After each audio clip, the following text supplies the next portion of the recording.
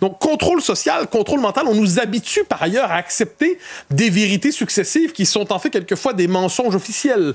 Rappelez-vous la séquence COVID qui était fascinante sur le vaccin. Je reviens toujours là-dessus, d'autant que j'étais pas exactement le plus covido-sceptique. On nous dit d'abord le vaccin est absolument efficace. Ensuite, on dit il n'est pas nécessairement absolument efficace. Ensuite, on dit non, il n'empêche pas la propagation, mais il est bon contre les formes graves. Puis, bon, contre les formes graves la plupart du temps, mais par ailleurs, cessez de parler.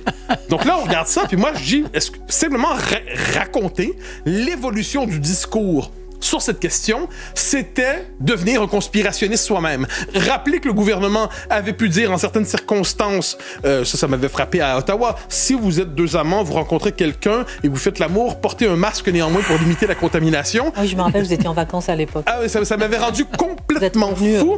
Eh bien, c'est quand même bizarre. Eh bien là, si vous faites remarquer ça, vous étiez conspirationniste aussi. Donc, autrement dit, on veut décourager, parce que vous êtes matraqué sévèrement. Si vous doutez du récit dominant, vous êtes matraquer sévèrement. Quelle est la fonction de ce matraquage?